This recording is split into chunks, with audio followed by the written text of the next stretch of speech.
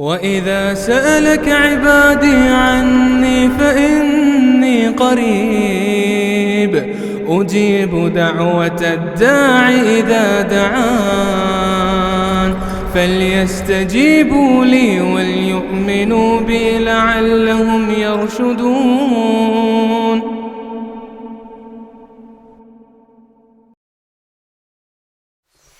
الحمد للہ رب العالمین والصلاة والسلام علی نبینا محمد وعلی آلہ وصحبہ اجمعین ومن تبعہم بإحسان الی یوم الدین. سب سے پہلے ہر طرح کی حمد و ثنا اللہ رب العزت کے لیے لائق اور زیبا ہے، جس سے دعا کرنا عبادت ہے، اور کسی بھی عبادت کی قبولیت کے لیے دو شرطیں ہیں. ایک، اس کے اندر اخلاص ہونا چاہیے، دوسرا اللہ کے نبی صلی اللہ علیہ وسلم کی اتباع ہونی چاہیے. تو دعاؤں میں بھی ہم کو اللہ کے نبی صلی اللہ علیہ وسلم کی اتباع کرنا چاہیے. اللہ کے نبی صلی اللہ علیہ وسلم کی ذات بابرکت ذات ہے، تو آپ کے زبان سے نکلنے والے جو دعا کے کلمات ہوتے ہیں ان میں بھی برکت ہوتی ہے. تو کوشش کرنا چاہیے کہ اللہ کے نبی صلی اللہ علیہ وسلم کی دعائیں ہم سیکھیں، اور ہمارا یہ سلسلہ جو ہے وہ اللہ کے نبی کی دعاؤں کو سیکھنے کا سلسلہ ہے. آج جس دعا کا میں نے انتخاب کیا ہے یہ مسند احمد کی روایت ہے. حضرت شداد ابن اوس رضی اللہ تعالیٰ عنہ اس کے راوی ہیں. وہ فرماتے ہیں کہ اللہ کے نبی نے مجھ سے فرمایا، جب تم لوگوں کو دیکھو کہ وہ سونے چاندی جمع کر رہے ہیں، اس کا ذخیرہ کر رہے ہیں، سونے چاندی کا خزانہ جمع کر رہے ہیں، تو تم یہ خزانہ اپنے پاس جمع کرنا جو میں تم کو دے رہا ہوں، ان کلمات کا خزانہ.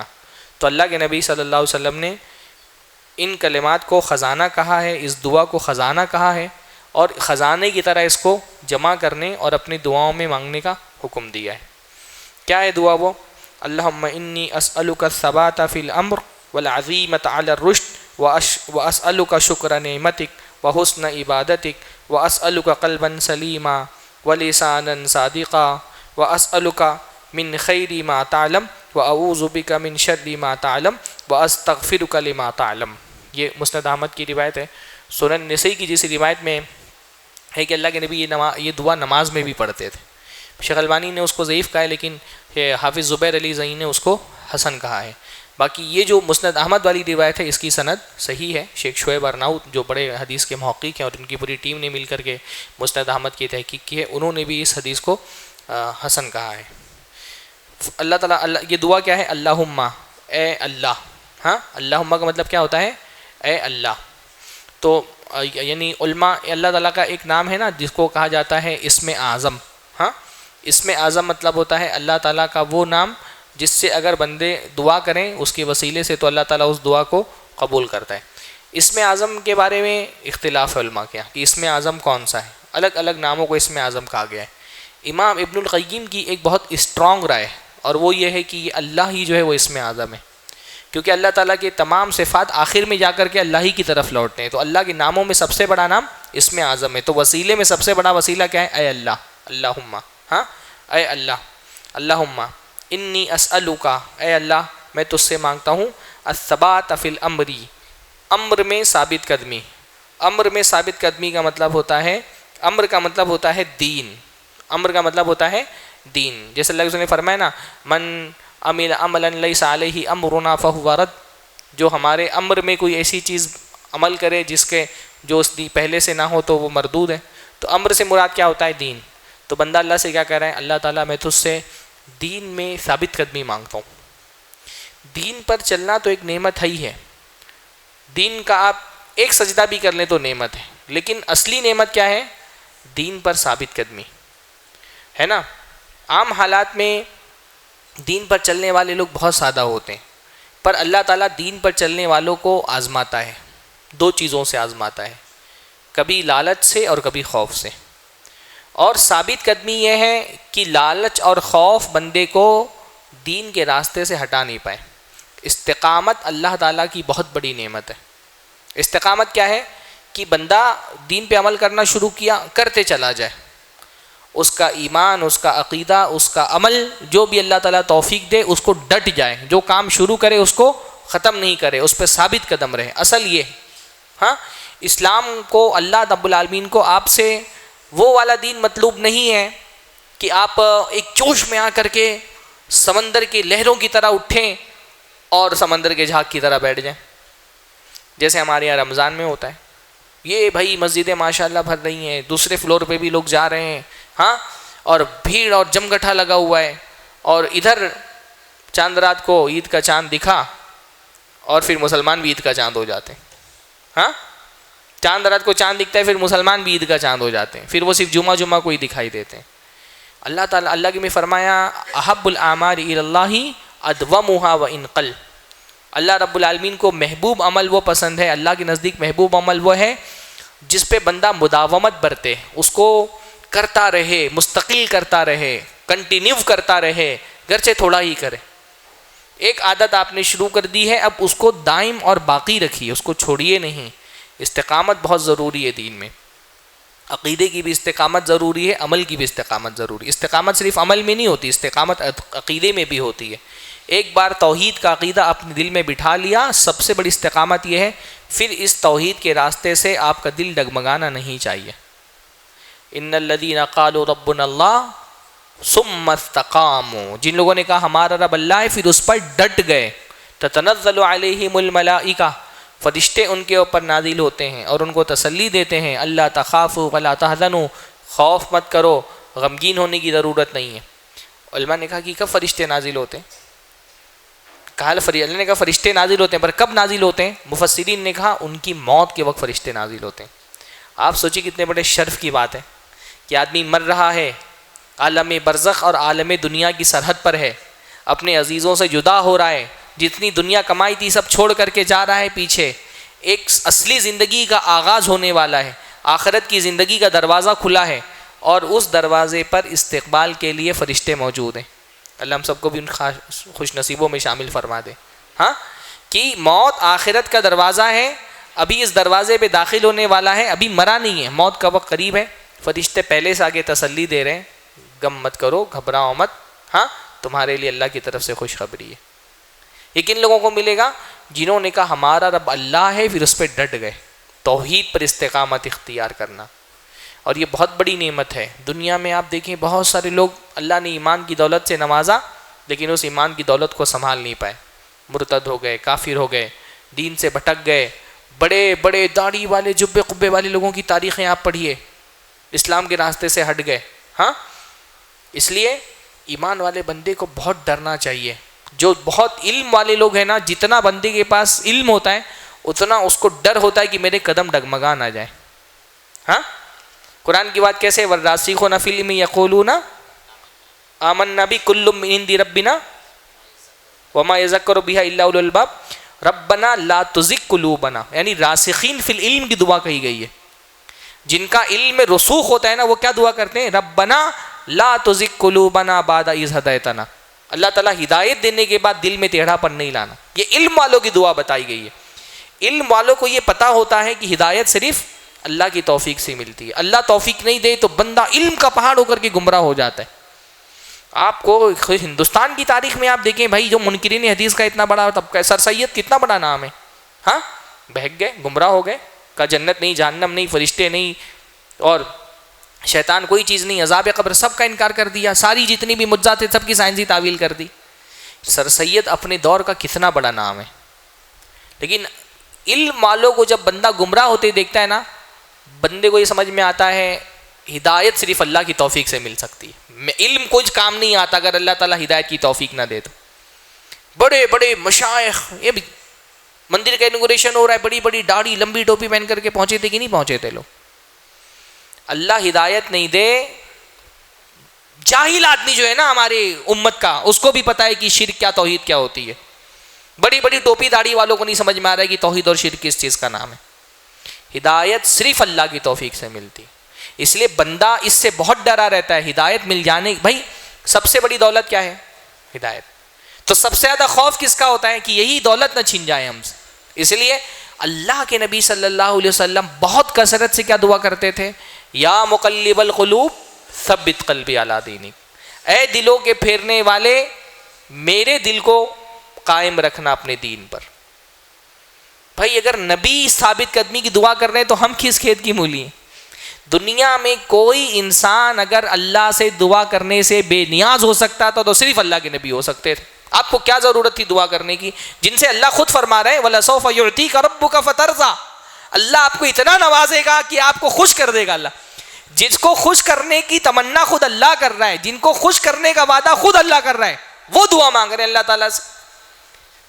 اللہ کہہ رہا ہے کہ اللہ آپ کو خوش کر دے گا، آپ خوش ہو جائیں گے، اللہ اتنا نوازے گا، پھر بھی اللہ کے نبی صلی اللہ علیہ وسلم دعا مانگ رہے ہیں۔ جب اللہ کے نبی دعا سے بے نیاز نہیں ہے تو ہم کیسے بے نیاز ہو سکتے ہیں؟ ہاں، اور صحابی نے پوچھا کہ اللہ کے نبی صلی اللہ علیہ وسلم آپ کو ہم دیکھتے ہیں کہ آپ دل کی ثابت قدمی کی بہت دعا مانگتے ہیں، کیا وجہ ہے اس کی؟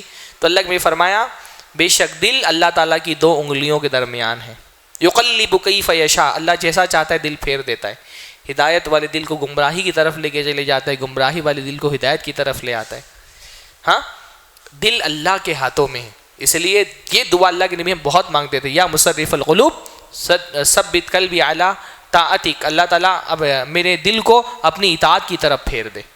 تو استقامت اللہ تعالیٰ سے مانگے۔ ہاں، اللہم انی اسألک الثبات فی الامر، اللہ تعالیٰ دین میں ثابت قدمی عطا فرما، اور خاص طور پہ رمضان میں تو ضروری ہے مانگنا یہ کہ ایک جو جوش اور ولولہ الحمدللہ رمضان میں پیدا ہوا ہے وہ باقی رہے رمضان کے بعد بھی۔ ہاں، ایسا نہیں ہو کہ وہ عید کا یعنی اتنا ماشاءاللہ جوش اور جذبہ اور عید کا چاند نکلتی ختم ہو جائے۔ اللہ تعالیٰ تو رمضان کا بھی رب ہے، اللہ تعالیٰ شوال کا بھی رب ہے۔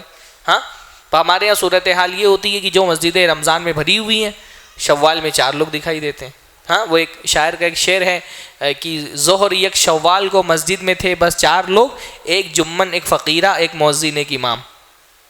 اب دیہاتوں میں دیکھیں گے تو یہ حالت ہوتی ہے۔ ہاں، جو مسجدیں بھری رہتی تھی رمضان میں اور ظہر ہوتے ہی ایک جمن، ایک فقیرہ، ایک مؤذن، ایک امام، 4 ہی لوگ ہوتے ہیں مسجد میں۔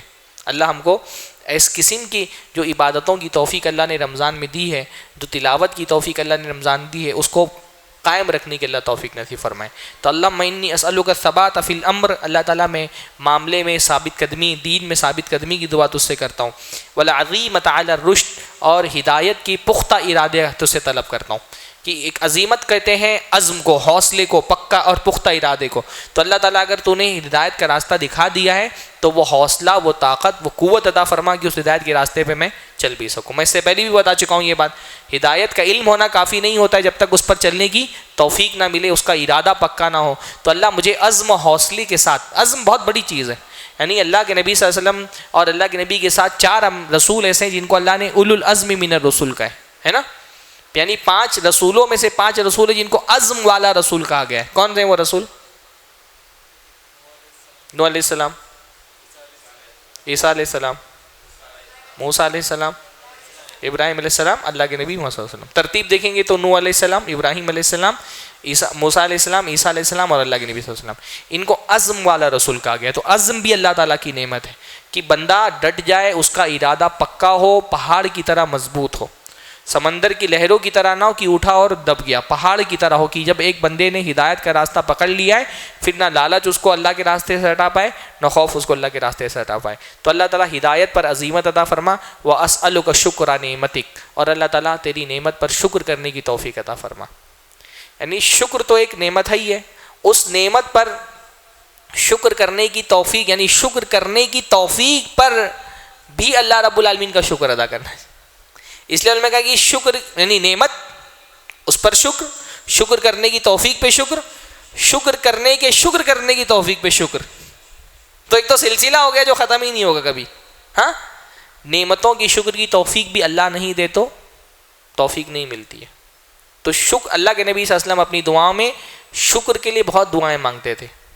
رب اعنی، کیسے دعا؟ اللہ ذکرکا و شکرکا و حسن عبادتک، اللہ تعالیٰ تیرے ذکر کی توفیق عطا فرما، مدد کر کے میں تیرے ذکر کر سکوں اور تیرا شکر کر سکوں اور اچھے سے تیری عبادت کر سکوں۔ رب اوزعنی ان اشکر نعمتک التی انعمت علی وعلی والدی، اللہ مجھے توفیق دے کہ جو نعمت تو نے مجھ پر کی ہے میں اس کا شکر ادا کر سکوں، اور میرے والدین پر جو نعمت کی اس کا بھی شکر ادا کر سکوں۔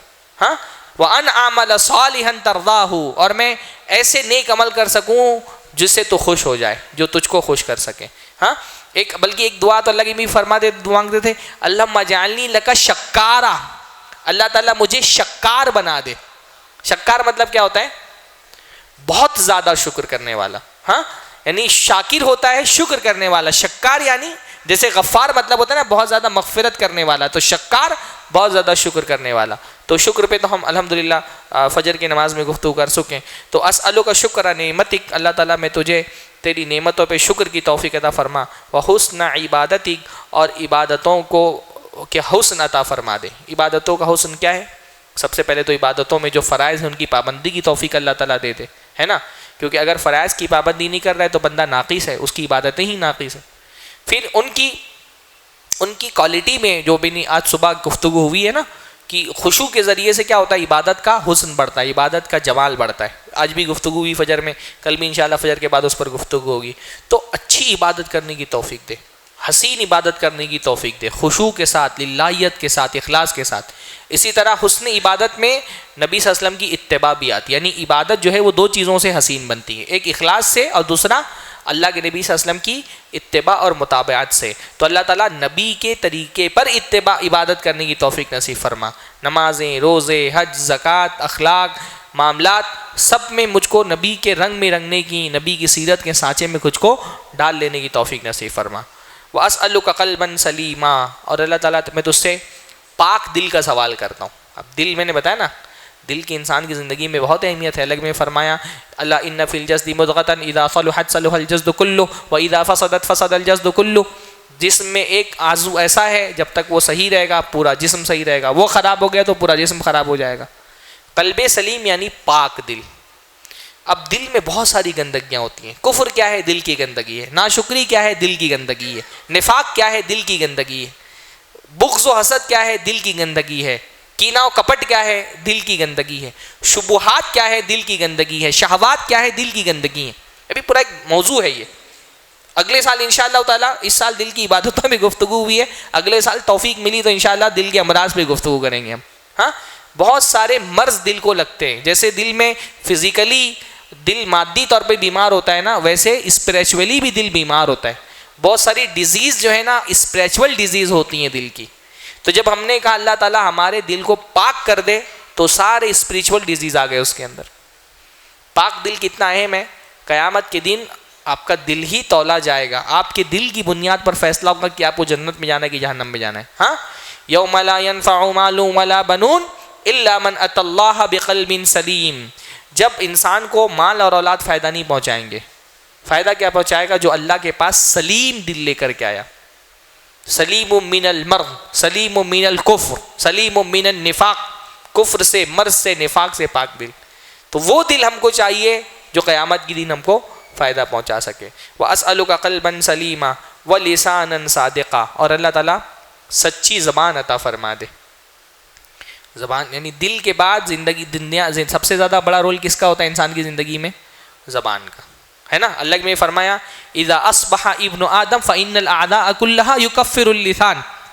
جب آدمی صبح کرتا ہے سارے اعضاء زبان سے پناہ مانگ رہے ہوتے ہیں، اس کو سمجھا رہے ہوتے ہیں، ملامت کر رہے ہوتے ہیں. کیا بول رہے ہوتے ہیں؟ کہ تم صحیح رہنا. ان استقمتی استقمنا وان اعوجتی اعوجنا. تو سیدھی رہے گی تو ہم بھی سیدھی رہیں گے، اور تو ٹیڑھی ہو جائے گی تو ہم بھی ٹیڑھے ہو جائیں گے. زبان بڑی خطرناک ہے. آپ سوچیے ساری باڈی پارٹ ایک طرف اور زبان ایک طرف. زبان کچھ بولتی ہے، چماٹ جو ہے وہ گال کو کھانا پڑتا ہے. ہاں، مکے جو ہے وہ پیٹ سہتا ہے. بولا کس نے ہوتا ہے؟ زبان نے بولا ہوتا ہے. اچھا، دنیا میں بھی سارے اعضاء ایک طرف، زبان ایک طرف. قیامت کے دن بھی سارے اعضاء ایک طرف رہیں گے، زبان ایک طرف رہے گی. ہوگا نا. اليوم نختم على افواہہم وتکلمنا ایدیہم وارجلہم بما كانوا یعملون. اللہ تعالیٰ ہونٹوں پہ مہر لگا دے گا، ہاتھ پیر گواہی دیں گے جو بھی گناہ کرتے رہے. ہاں، ہاتھ پیر جسم کے اعضاء بولیں گے، اور زبان بولے گی ہاں کہ تم ہمارے خلاف ہی گواہی دے رہے ہو، تم کو کس نے زبان دی تھی؟ تو اعضاء کیا کہیں گے؟ انطق اللہ الذی انطق کل شیء. جس اللہ نے ہر چیز کو بولنا سکھایا اس نے ہم کو بھی بولنا سکھایا. تو زبان بڑی خطرناک چیز ہے. اگر بندہ اپنی زبان کی حفاظت کر لے جائے دنیا کے اکثر گناہوں سے وہ بچ جائے گا، کیونکہ اکثر گناہوں کا تعلق زبان سے. ہاں، اللہ کے نبی صلی اللہ علیہ وسلم نے فرمایا کہ سب سے زیادہ لوگ جہنم میں جائیں گے اپنی زبان کی وجہ سے. اس لیے آپ جو علماء نے، میں نے بتایا تھا نا ایک دن کہ کبائر کی فہرست بنائی علماء نے، کون کون سے گناہ کبیرہ گناہ ہیں. اکثر گناہ آپ دیکھیں گے کبیرہ گناہوں کا تعلق زبان سے. کفر کرنا، اللہ پہ جھوٹ بولنا، رسول اللہ پہ جھوٹ بولنا، غیبت کرنا، چغلی کرنا، بہتان لگانا، اکثر زبانوں کا تعلق، اکثر گناہوں کا تعلق زبان سے. تو بندہ اللہ سے لسانن صادقہ، سچ زبان. سچی زبان میں سب سے پہلے تو آتا ہے توحید کی گواہی دینے والی زبان، ہے نا. مشرک کی زبان کبھی سچی ہو سکتی ہے؟ نہیں. جس زبان پہ شرک کے کلمات جاری ہو وہ زبان کبھی بھی سچی ہو ہی نہیں سکتی. دنیا کا سب سے بڑا سچ تو وہ بول ہی نہیں رہی ہے جو اللہ کے علاوہ دوسروں کو پکار رہی ہے. ہاں، رسول کی رسالت کا ادائیگی کرنے والی زبان، جو اللہ تعالیٰ نے امانت دعوت کی ہمارے کندھوں پر رکھی ہے اس کو ادا کرنے والی زبان. پھر اپنے معاملات میں بھی لساناً صادقہ میں وہ ساری چیزیں آ گئیں. وَأَسْأَلُكَ خَيْرِ مَا تَعْلَمُ وَأَسْأَلُكَ مِنْ خَيْرِ مَا تَعْلَمُ. اللہ تعالیٰ وہ سارا خیر میں تو اس سے مانگتا ہوں جو تو جانتا ہے. یعنی خیر کیا ہے وہ تو ہی جانتا ہے، میں تو جانتا نہیں. جو میں نے پہلے بتایا ہے کہ بندے نے یہاں سب مانگ لیا. کتنی جامع دعا ہے، سارا خیر جو تیرے علم میں سب مجھے دے دے. جامع دعا مانگنی چاہیے بعض مرتبہ. ہاں، کبھی بندے کو اسپیسیفک بھی خاص چیزیں مانگنی کی، جنت الفردوس چاہیے، اور کبھی سب مانگ لیا. اب کچھ بچا اس کے اندر. اللہ تعالیٰ جتنا خیر تیرے علم میں ہے سب مجھ کو دے دے. وہ جو حضرت اب موسیٰ نے کہا رب ان لما انزلت الی من خیر فقیر، اللہ تعالیٰ تو کوئی بھی خیر دے دے میں فقیر ہوں، محتاج ہوں. تو ہر وہ خیر جو تیرے علم میں ہے وہ مجھے دے. وَأَعُوذُ بِكَ مِن شَرِّ مَا تَعْلَمُ، اور میں ہر اس شر سے تیری پناہ چاہتا ہوں جو تو جانتا ہے، جو چیز شر ہے میرے لیے بری ہے. ہاں، وَأَسْتَغْفِرُكَ لِمَا تَعْلَمُ، اور میں ان سارے گناہوں سے مغفرت طلب کرتا ہوں جو تو جانتا ہے. اب کوئی گناہ بچا؟ کوئی گناہ ایسا ہے جو اللہ نہ جانتا ہو؟ ہم تو ہمارے بہت سارے گناہ نہیں جانتے. ہم بہت سارے گناہ کر کے بھول جاتے ہیں. بہت سارے گناہ کرنے کے بعد ہم کو پتہ نہیں ہوتا یہ بھی گناہ ہو رہا ہے. خاص طور پہ زبان کی گناہ، جیسے غیبت کر رہے ہیں. غیبت کو تو گناہ ہی نہیں سمجھتے آج کل لوگ، ہے نا. غیبت کو تو گناہ ہی نہیں سمجھا جاتا ہے. اب اگر آدمی اپنی غیبت کاؤنٹ کرنے لگے تو اس کو یاد ہی نہیں کہ اس نے کتنی غیبتیں کی ہیں، کیونکہ ہر مجلس میں غیبت ہو رہی ہے. وہ جو ایک شاعر کا شعر ہے کہ وہ کہتے مخلصی ہے کہ یاروں کی بزم سے غیبت نکال دو تو فقط خاموشی بچے. نہیں سمجھے؟ ہاں، وہ کہتے مخلصی ہے کہ یاروں کی بزم سے، مخلصی یعنی خلوص کا اتنا سوکھا پڑا ہوا ہے کہ دوستوں کی مجلس سے غیبت نکال دو تو فقط خاموشی بچے. غیبت نکال دو تو خاموشی بچے گی، یعنی یا تو چپ رہے یا تو غیبت کی ہے. اگر ہم سے کہا جائے زندگی میں کتنی غیبت کی ہے بتاؤ تو ہم کو نہیں یاد رہتے. اتنی غیبتیں ہوتی ہیں. صرف ایک غیبت کا آپ سوچ لیں تو ہم کو نہیں یاد ہے، باقی اور کتنے گناہ ہیں جو ہم کو نہیں پتہ ہوتے ہیں. بد نظری کے کتنے گناہ ہوتے ہیں جو ہم کو نہیں پتہ ہوتے ہیں. حرام سننے کے کتنے گناہ ہوتے ہیں جو ہم کو نہیں پتہ ہوتے ہیں. ظلم کرنے کے کتنے گناہ ہوتے ہیں جو ہم کو نہیں پتہ ہوتے ہیں. تو یہ تو اللہ کا فضل ہے کہ اللہ تعالیٰ نے ایک ایک چیز کی اسپیسیفک ڈیٹیل بیان کر کے توبہ کرنے کا حکم نہیں دیا. عمومی توبہ کر لو. اللہ تعالیٰ میرے سارے صغیرہ کبیرہ گناہ معاف فرما دے. ہر وہ گناہ جو تیرے علم میں ہے، کیونکہ مجھے بھی نہیں پتا کہ میرے کتنے گناہ ہیں. اچھا، گناہوں کا اعتراف کرنا بھی استغفار کی فقہ ہے. یعنی بندہ جب یہ کہہ رہا ہے نا کہ اللہ تعالیٰ میرے گناہ جو تو جانتا ہے، مطلب میں نے اتنے گناہ کر دیے کہ میں جانتا ہی نہیں ہوں. اعتراف جو ہے وہ استغفار کا پہلا مرحلہ ہوتا ہے کہ بندہ یہ تسلیم کر لے کہ اللہ مجھ سے غلطی ہوئی. اس لیے استغفار کی جتنی دعائیں دیکھیں گے سب میں کیا ہے؟ گناہوں کا اعتراف. اللہم انی ظلمت نفسی ظلما کثیرا، اللہ تعالیٰ میں نے اپنی نفس پہ بہت ظلم کیا ہے. ربنا ظلمنا انفسنا، اللہ تعالیٰ ہم نے اپنی نفسوں پر ظلم کیا ہے. سید الاستغفار میں کیا ہے؟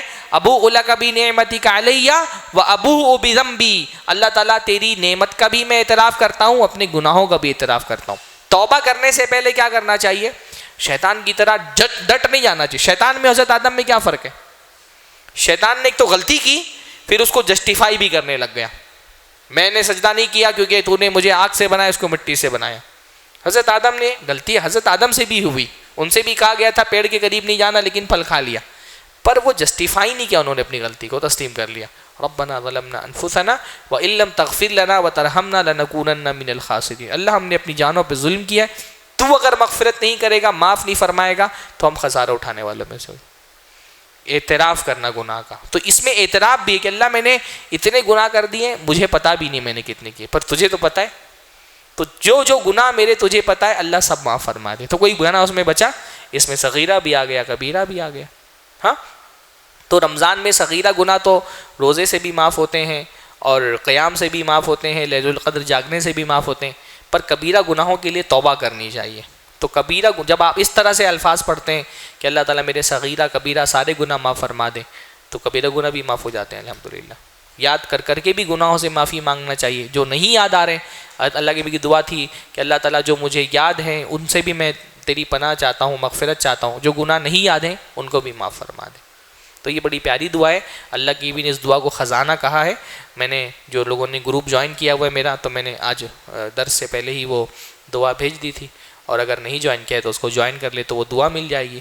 دعا بھی پڑھیں اور خاتمے میں اس کا اردو ترجمہ بھی پڑھیں، اپنی زبان میں بھی وہ دعا مانگ لیا کریں. بارک اللہ فیکم. السلام علیکم ورحمۃ اللہ وبرکاتہ. مسجد عباد الرحمن کے پلیٹ فارم سے ہونے والی دعوت و تبلیغ کے مشن کو آگے بڑھانے میں ہمارا بھرپور ساتھ دیں. علم و عمل سے ناطہ جوڑنے کے لیے اہل علم سے جڑیں.